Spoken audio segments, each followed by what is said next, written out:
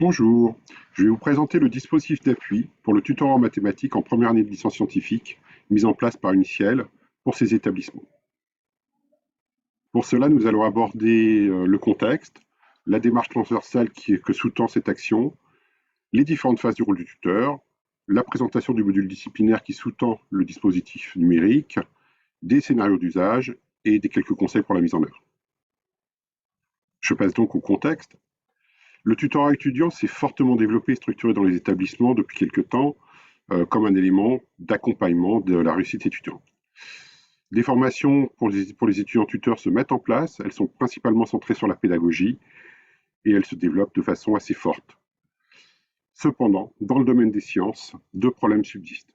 Le premier problème, c'est l'hétérogénéité du niveau de maîtrise en mathématiques des tuteurs recrutés, c'est-à-dire qu'en fait, les étudiants recrutés n'ont pas forcément un bagage suffisant pour pouvoir eux-mêmes apprendre les mathématiques à d'autres étudiants, soit par leur origine, soit par leur niveau de maîtrise, tout simplement de la discipline en tant que telle. Donc, c'est un vrai problème qu'il faut pouvoir gérer.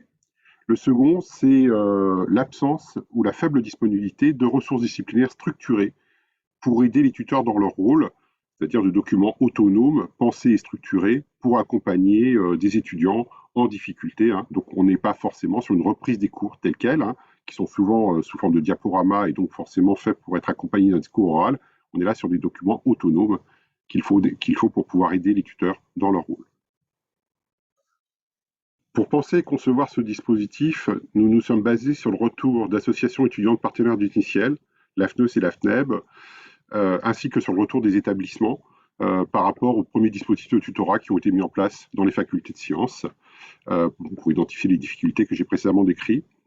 Et ce travail a été validé par la commission tutorat de l'AFNEUS qui faisait un excellent travail de labellisation de ses propres structures sur le tutorat étudiant. Ce dispositif, donc à partir de ces éléments, a été conçu clé en main, c'est-à-dire prêt à être utilisé, de façon suffisamment modulaire pour que chaque établissement puisse l'adapter à son contexte, puisque on a vérifié et on a vu que chaque contexte d'établissement était particulier, soit par le recrutement d'étudiants, soit par l'encadrement, soit par le public lui-même. Et donc, il était important que ce dispositif soit modulaire et adaptable.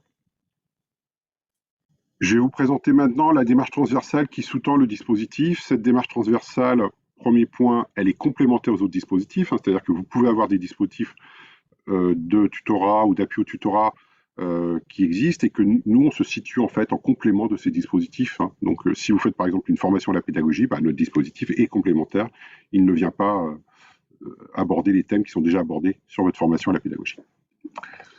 Le second point important, puisque c'est basé sur un élément un peu historique d'UNICIEL, sur une structure qui a précédé UNICIEL qui s'appelait le RUCA, le réseau universel des centres d'auto-formation, c'est qu'on a repris un concept de tutorat particulier, qui est celui des centres ressources, qui est le concept de guidance. C'est-à-dire le concept de guidance, c'est l'idée d'accompagner un étudiant tout en lui montrant la voie, si on traduit simplement, de chercher à l'autonomiser au-delà de l'apport de connaissances qu'on fait avec lui. C'est basé aussi sur la notion de suivi étudiant, qui était très présent dans la notion de centre ressources. Et pour ce faire, troisième élément, il faut 3 temps.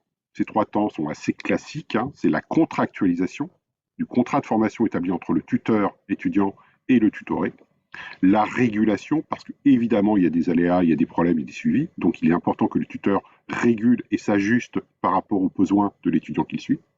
Et enfin, une phase souvent négligée, le bilan, qui est la partie qui va aller vers l'autonomie, en tout cas vers une conscientisation du travail déjà acquis et du travail à faire et à continuer.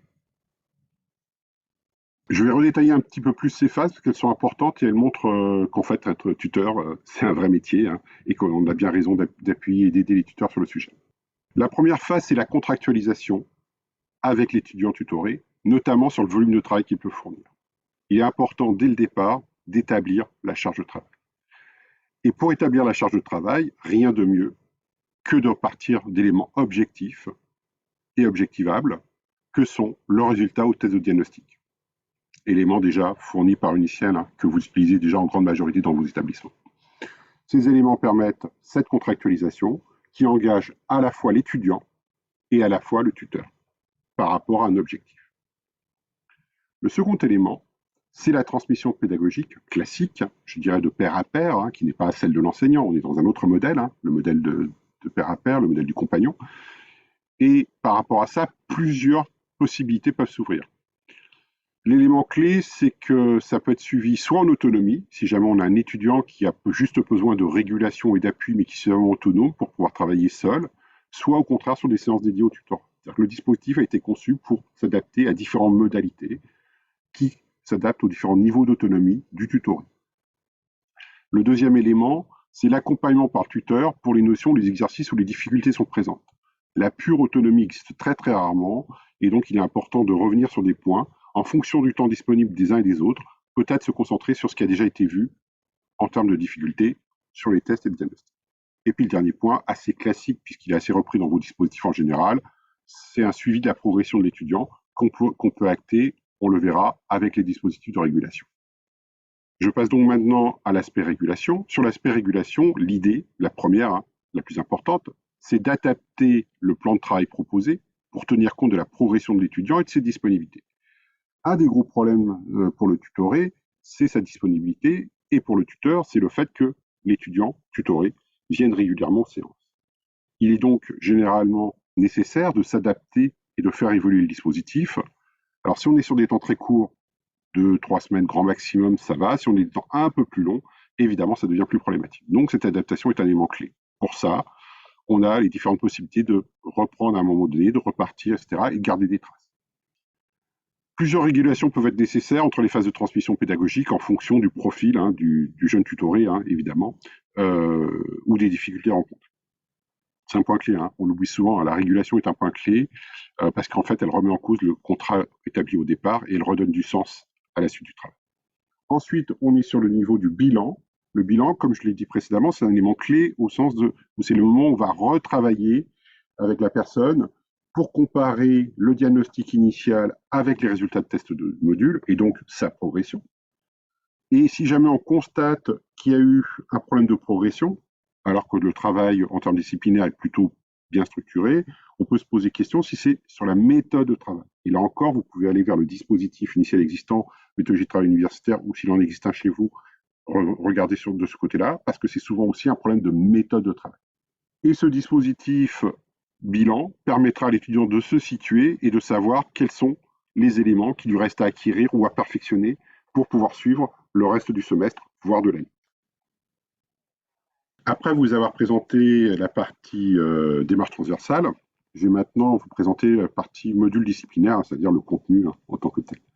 En fait, on a repris un contenu disciplinaire de type apprentissage adaptatif qui s'appelle Prescrit-Sciences, qui commence à être bien connu maintenant, parce qu'il en fait, il est complètement adapté à la transition lycée-université, puisqu'il a été conçu pour ça, et qu'il a été aussi conçu pour être adapté dès le départ, en autonomie, en appui au tutorat et sous forme de banque de ressources. Donc un contenu très structuré que je vais détailler sur la diapo suivante. Je vais donc maintenant vous détailler pourquoi on a choisi un module disciplinaire en mathématiques. C'est tout simplement qu'on est reparti sur la littérature sur l'échec en licence et que la littérature sur l'échec en licence donne deux éléments clés. Le premier, c'est que la maîtrise des mathématiques est un élément clé de réussite ou d'échec en licence scientifique. Et le deuxième élément clé, c'est que la vérification des prérequis et la remédiation des prérequis en début de cycle licence est un élément clé, là encore, de réussite ou d'échec. C'est essentiellement Marc Romainville qui a travaillé sur le sujet.